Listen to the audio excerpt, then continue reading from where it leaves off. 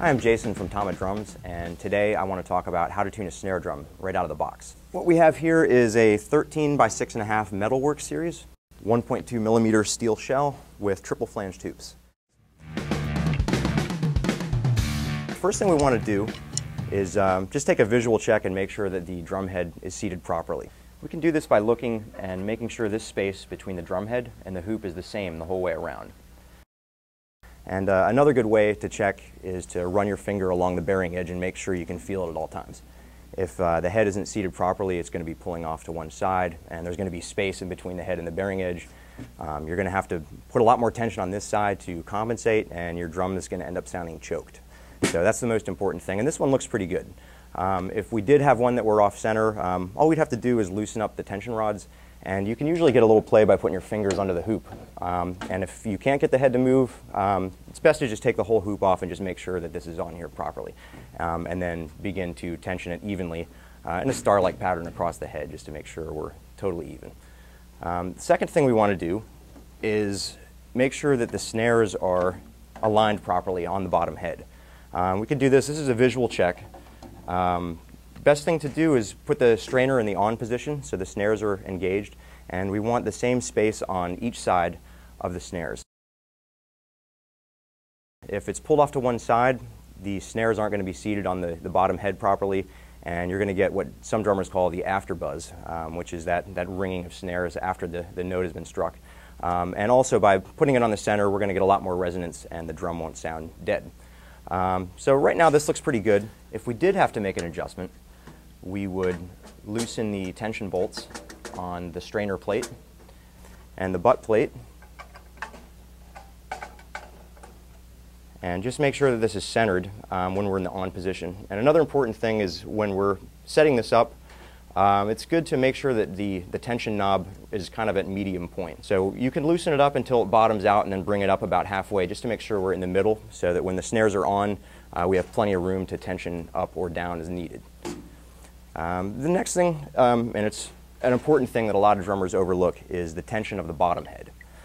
This is where all the resonance of the drum comes from. It's where the snare sensitivity comes from. So just give a quick check. You can do this by turning the drum on its side so that you don't hear the snare wires buzzing.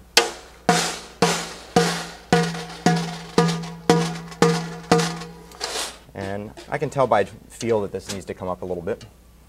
And I'm going to go evenly in a star pattern across the head so that we get even tension. Anywhere from a quarter to a half turn is what you're looking for. And this is very subjective. A lot of people will recommend different tunings for this sort of thing, depending on what sound you want. We believe if the bottom head is tuned a step or two above the tension of the batter head, we're going to have a lot more snare response and resonance.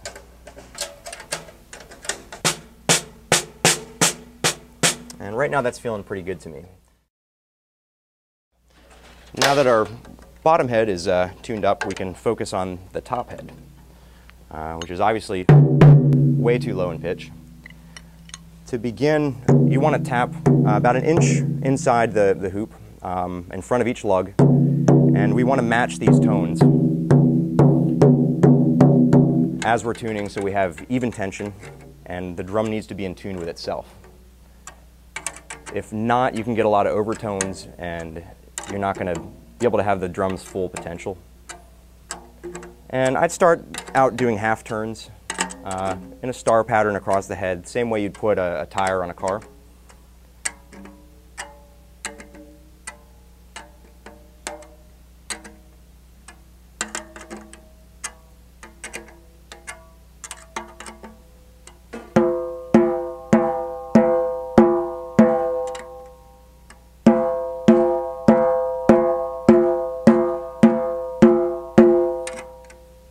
Again, trying to keep that tone as even as possible as you're tuning. This is going to ensure that the head is seated properly and we get maximum resonance.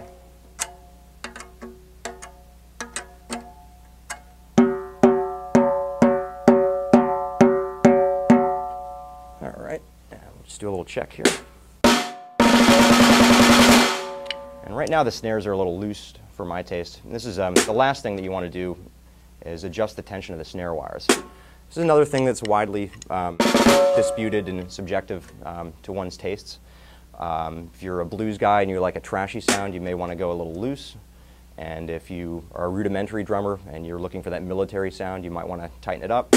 One common mistake is over-tightening the strainer. A lot of people do this. They think the tighter the better. You're going to hit a certain point where it's too tight and the drum is going to sound choked. For example,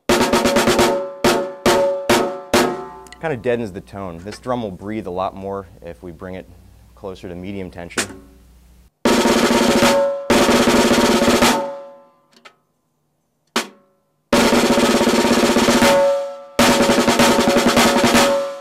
So right now the snares sounding pretty good. Another great tool for fine tuning is the Tama tension watch. This is used to measure the tension of the head, and it's placed about an inch in the same area we were testing the sound in front of each lug, and it'll give you a relative tension reading. This is actually a great tool for once you achieve the sound you want. If you're a gigging drummer and you need to change a head, that way you have a record of what your sound is, and you can pop this down and get the sound you're going for in a short order.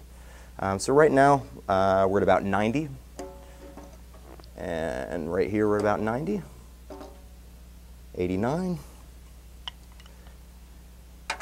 and as you tune this up you can actually see the gauge change. I'll bring this up to 90. 90 here.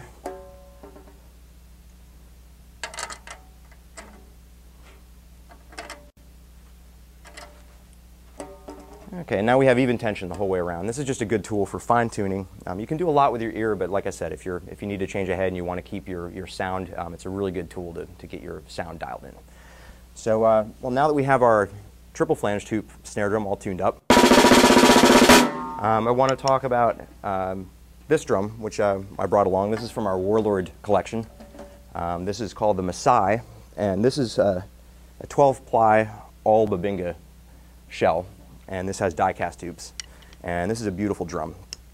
This is all tuned up. The only difference between die-cast and triple flange, it's really the tuning procedure is the same, but with a die-cast you're probably going to have less trouble. And the reason for that is die-cast hoops are a lot more rigid than the steel hoops, and you're going to have a little bit less play while you're tuning, so you're probably going to be able to dial this in a bit quicker. And tone-wise, a die-cast hoop is going to give a little bit more of a bright tone to the drum, a little more ring, and your rim shots are going to be a little punchier and a little more pronounced.